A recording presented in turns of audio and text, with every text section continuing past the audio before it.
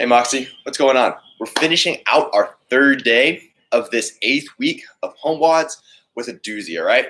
This is going to be a little bit of a change up, right? From some of the stuff that we've been doing earlier this week, all right? We've had like some long grinds, we've had some pretty short, relatively intense leg burners.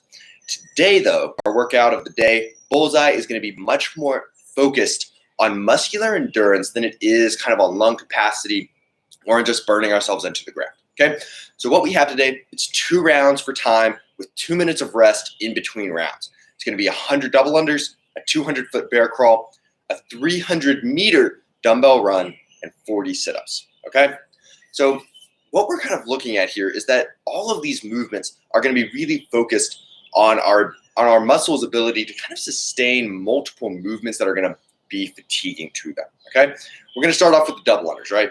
Right there, we've got some calves. Most likely, we're going to have a little bit of shoulder fatigue that accrues from that as well. And we're going to go right from that shoulder fatigue into a bear crawl, all right? I remember in the CrossFit Support Your Local Box workout number 2 with double unders and the burpees, how destroyed my shoulders felt afterwards. And most likely from this, we're going to get a pretty similar response. Going from the double under, where just that constant flicking of the wrist, right? We're going to cure at least a little bit of tension in our shoulders. And then we're going to go right into the bear crawl where now we're supporting some load there, all right? Just as a note here, if you are a proficient handstand walker and you want to hit a 100-foot handstand walk instead of the bear crawl, that is also an option, okay? Now, once we get done with those 2 movements, our shoulders are most likely going to be relatively fatigued. And one thing that does tend to happen when that occurs is my runs start to get a little bit more challenging. I just can't swing my arms maybe quite the way I'm used to. And it makes that run just a little bit more challenging. And we're going to add on to that with carrying a load for the duration of that run, right? So today we're going to do what I've called a dumbbell run. Now, if you don't have a dumbbell, but you have a kettlebell, or maybe you have an odd object, it doesn't really matter. We just want something that's a little bit heavy, a little bit awkward to carry. And we're going to try to run with that for 300 meters, okay? So it's not going to be a super long run today, and we're only doing it twice. But the goal today is just to add some difficulty to that run in addition to any fatigue that we've already developed. Now, as one note here, I do want you to find a load here where we don't have to walk those 300 meters. We should be able to run, so try to find something where you can run that 300 meters, even if maybe that's not quite the load that you would normally use for something maybe like a dumbbell snatch or the goblet squat or anything like that, okay?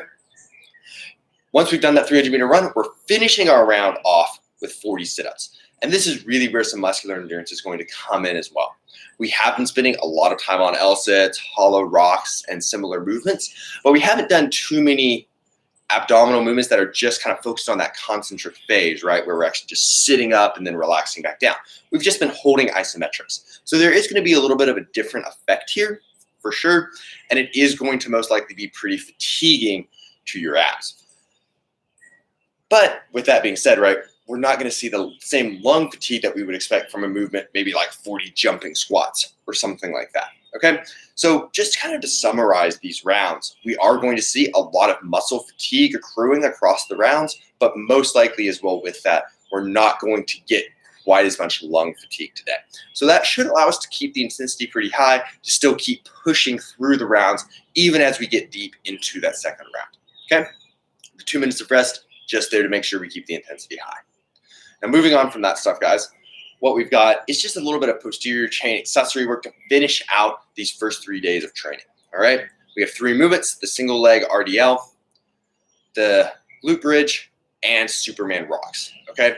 On the single leg RDL, we're really just focused on 2 big ideas. One is going to be midline stability, right? So that as we're hinging down with that load, we shouldn't be kind of twisting to one side or to the other.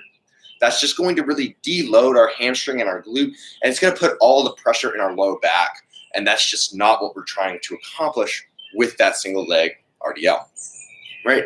And in addition to that, we really want to try to emphasize that idea a little bit. And one thing that does make it easier to balance is holding the dumbbell or the kettlebell, whatever object it is that you're using, in the opposite hand of the leg that's planted.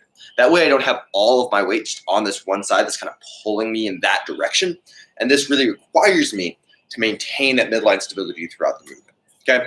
Second movement, the glute bridge, we're really just trying to isolate the glutes in that movement. We want to turn off the hamstrings, relax those as much as possible. And then in addition to that, right, we also want to keep our abs just slightly turned on through that entire movement because it's going to help me take my low back out of the movement at the top. Now, if you want to add some load to this, maybe with that dumbbell, kettlebell, whatever it is that you're using, it's totally an option. Just make sure to kind of pause at the top, even if it's just for half a second or a second each rep. And then to finish this out, we have some Superman rocks, where hopefully we're going to start in the Superman and then just kind of rock from our chest back kind of towards our quads or our hips. And what that's going to require is just adding a little bit more stability to our low back, since now we're not only holding a Superman position, but we're also adding some dynamic movement to that. If we can't do the Superman rock, we'll hold for 30 to 40 seconds just in a Superman hold, right? Whichever one you've got, that's going to work great. Just make sure to keep those heels pinched together because that's really going to translate that skill of holding that arched position into a host of other movements like kipping or just kind of any other movements that you would be interested in. Okay, so hope this stuff helps, guys. Finish out this third day of training with a good bit of intensity, guys. Log those results on HomeWOD, and I will talk to you guys later.